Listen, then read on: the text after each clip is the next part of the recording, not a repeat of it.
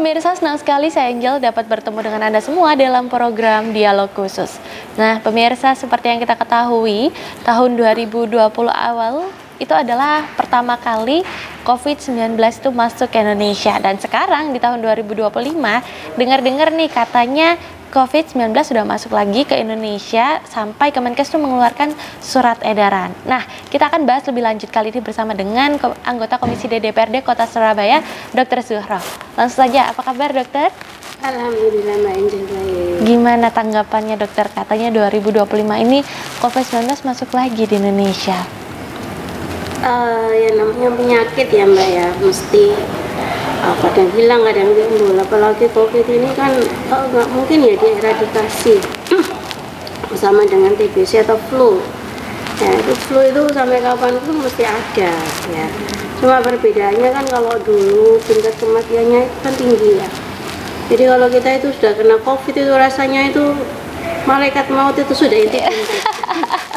Tapi kalau yang sekarang ya, tidak seganas itu ya. Kalau sekarang itu memang tingkat penyebarannya cepat ya, tapi untuk sampai dalam taraf meninggal itu sedikit ya dokter. Tapi dari Menteri Kesehatan kemarin juga sudah menyatakan enggak berbahaya, jadi nggak perlu yang terlalu khawatir gimana, betul ya? Betul. Okay. Jadi ya kayak flu biasa begitu, cuma memang kalau nanti di swab itu ada keluarnya jadi COVID, jadi mirip kayak flu biasa aja gitu ya dokter. Jadi tidak sampai mengancam nyawa seperti yang dulu ya dokter. Insya Allah begitu. Oke, dokter. Jadi nggak usah khawatir. Nggak perlu terlalu yang gimana-gimana. Tapi perlu pakai masker nggak dokter? Tentu ya. Jadi gini ya, di Indonesia ini penyakit infeksi itu kan masih tinggi.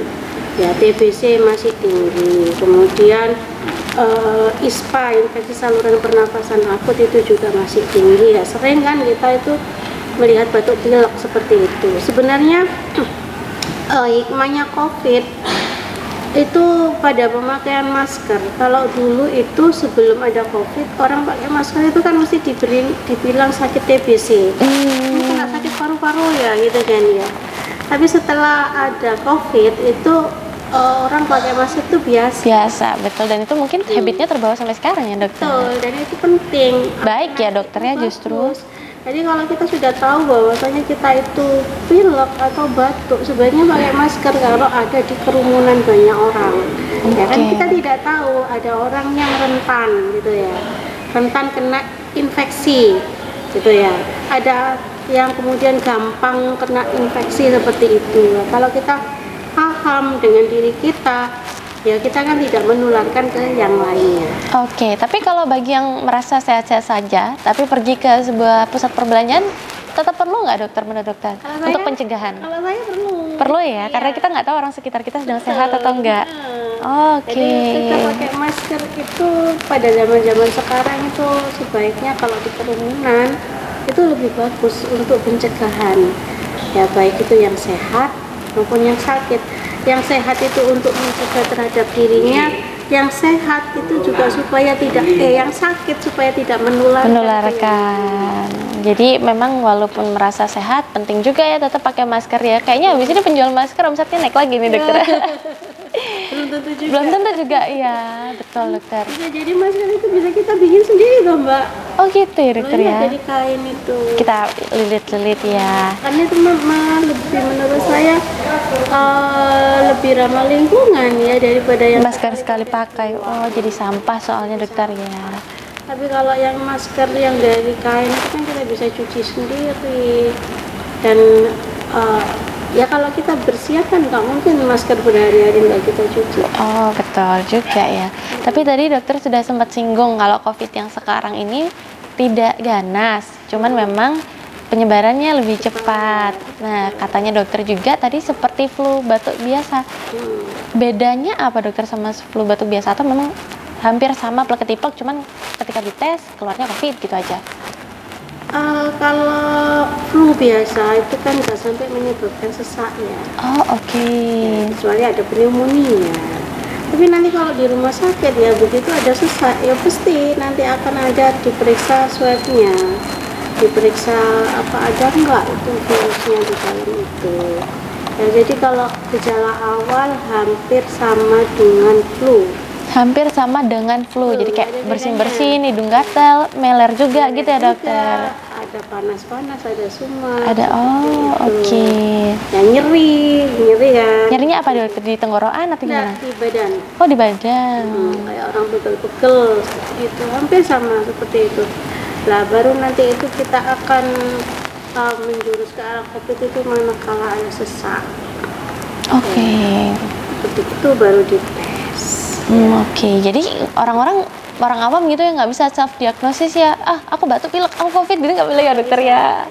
Memang biasanya harus disertai dengan sesak itu juga ya dokter ya.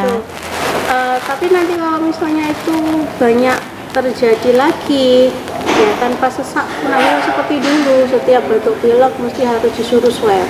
Apalagi seperti dulu itu ya, kalau orang nggak masuk kerja ya, kalau nggak masuk kerja itu kan perusahaan mesti minta surat keterangan dari dokter. Betul. Disertai dengan pemeriksaan swab ya, takut menyebarkan ke kantor gitu. Oke, tapi kalau menurut dokter sendiri yang kali ini cenderung relatif jauh lebih aman daripada yang dulu. Jadi masyarakat tidak perlu khawatir gimana-gimana ya. Yang penting jaga kesehatan, senantiasa pakai masker kemanapun berada ya dokter. Jaga pola hidup lah. Jaga pola hidup penting juga ya. Kan sebenarnya punya produksi daya imunitas. Iya. Ya, tubuh kita itu sebenarnya secara alamiah itu bisa memproduksi sel darah putih atau apa ya, kayak semacam ya sel darah putih lah yang untuk imunitas itu bisa diproduksi sendiri apabila kita itu mau menjaga pola sehat. Pola hidup sehat itu. Oke. Contoh spesifiknya dokter. Pola hidup sehat itu ya terdiri dari makan gitu ya. Apa yang kita makan itu harus meliputi gizi seimbang.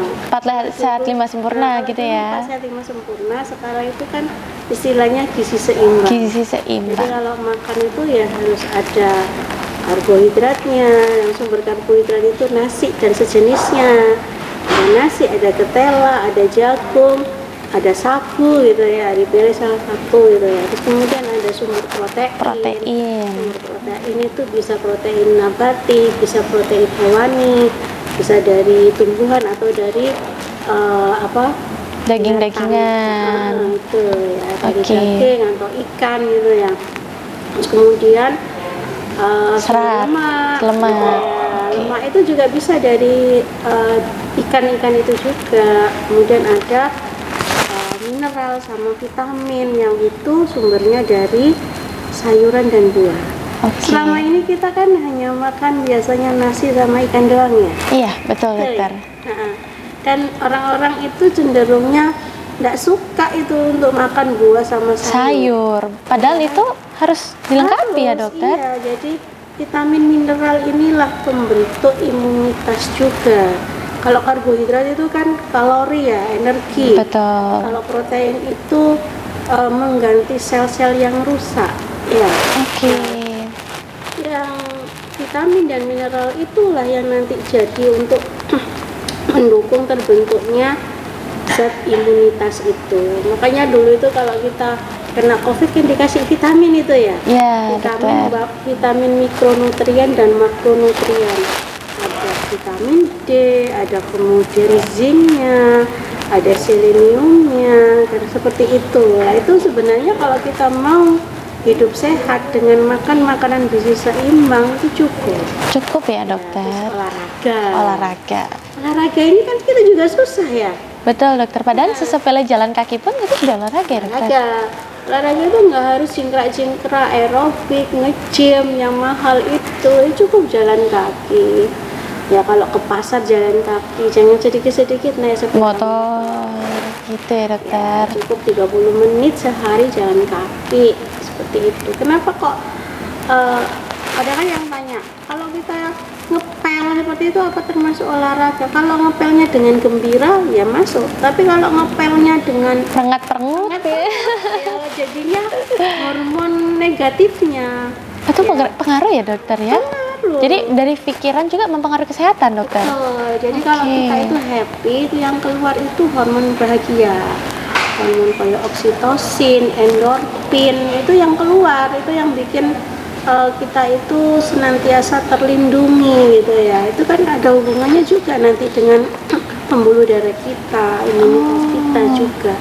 Tapi kalau yang keluar itu hormon sedih, kita itu berperan, titik-titik mengeluh, Betul. ya, Galau gitu ya, dokter. galau. Nah, nanti hormon stresnya yang keluar. Dan akhirnya memicu penyakit-penyakit yang sebelumnya nggak ada, nggak kumat jadi kumat gitu ya, dokter ya. Iya, jadi ada akhirnya semuanya akan nampak. Jadi kontrol stres emosi itu juga penting. Jadi kenapa kok saya mengatakan nggak masalah kamu naik turun tangga, ngepel, ke pasar, tapi tidak dengan hati yang Gembira, dilakukannya harus dengan happy. Aja kemudian masak dengan merengut. Merengut, Anaknya nakal marah. banting panci gitu ya.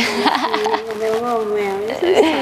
Gitu ya, dokter. Ya, jadi dari makannya, Makanan, olahraga, kita, olahraga, stres. dan stres. 3 poin itu ya pemirsa. Kalau memang ingin tercegah dari COVID-19 ya, minum vitamin juga penting, tapi yang penting adalah pola makan, pola hidup, lalu olahraga, dan juga jangan stres karena dari pikiran tuh ternyata juga bisa menyebabkan jadi penyakit ya. Terus lagi Mbak, Apalagi dokter? kalau mau makan itu cuci tangan. Oh iya betul Cuci juga. tangannya harus benar.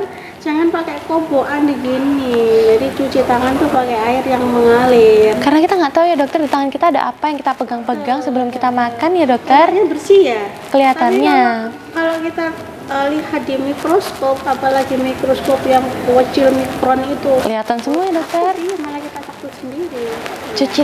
Makanya dulu waktu COVID-19 ada cuci tangan kan, pakai masker dan lain-lain. Itu ternyata untuk itu juga ya dokter. Jadi biar kita itu terhindar dari virus yang kecil banget gitu. Ya nggak tampak mata ya dokter. Tanpa mata. Oke. Jadi cuci tangan pakai air mengalir, pakai apa? Sabun ya dokter. Sabun, atau pakai hand sanitizer kalau tidak ada air. Oke. Tapi kalau saya lebih milih cuci tangan pakai air. Langsung ya. Kalau pakai hand sanitizer itu kan kering itu ya. Kering tangannya ya, dan ada beberapa kulit yang sensitif ya dokter ya. Dokter, tapi tadi menarik karena dokter singgung juga kita tentang bahwa pikiran, kalau misalnya pikirannya negatif, akhirnya kita stres, akhirnya banyak penyakit yang bisa keluar. Tadi dokter juga sempat singgung tentang cara mengontrol stres.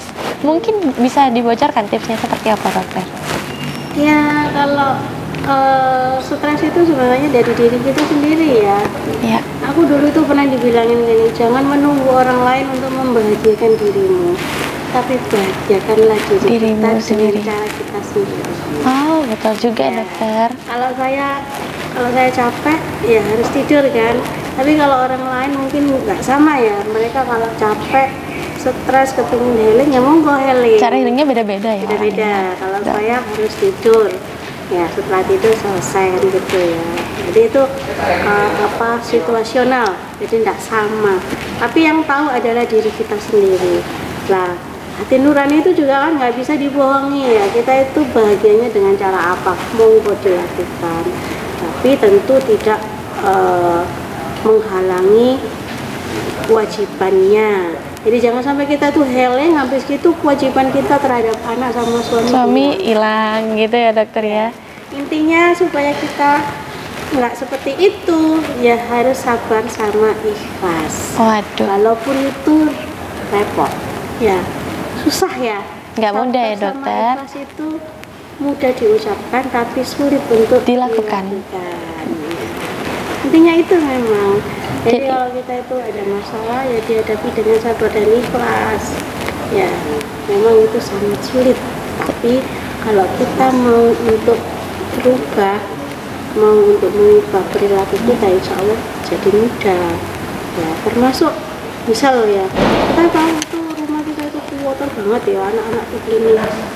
Ya, kalau kita masih capek, ya sudah istirahat dulu. Istirahat dulu baru dikerjakan Baru ya. dibersihkan, jangan kemudian datang ngomel-ngomel. Ngomel-ngomel. Wah, malah nanti kita masih Ngerjakannya sambil bersungut-sungut, nggak happy, malah jadi penyakit ya dokter. Iya. Jadi poinnya sebetulnya walaupun kita ada olahraga, makan makanan seimbang, kalau kita juga nggak happy, tetap penyakit bisa masuk ya dokter ya.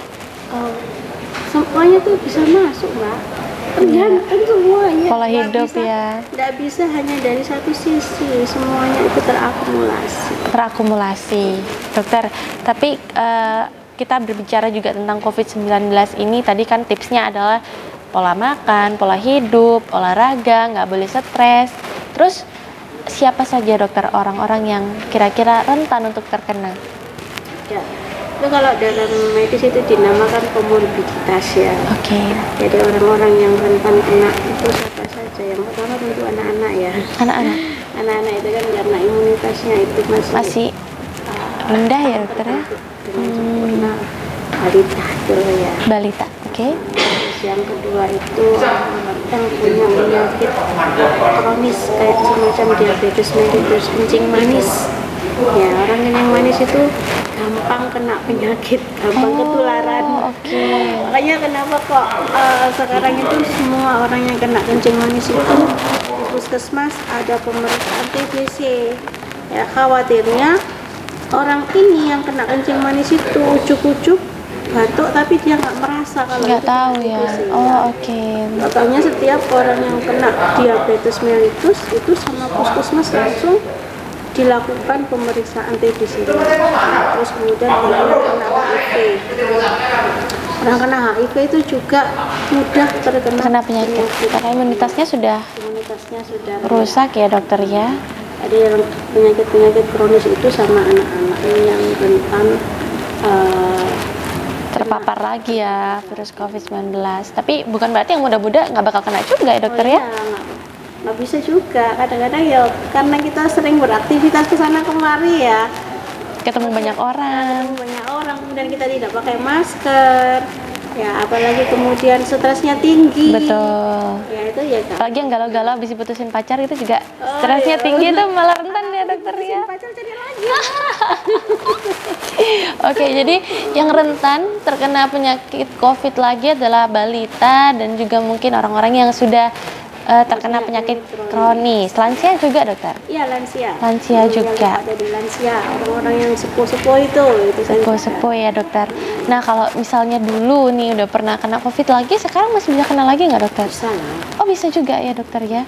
Jadi jangan ada yang ngenteng loh nih, wah dulu udah pernah kena, kata biasa.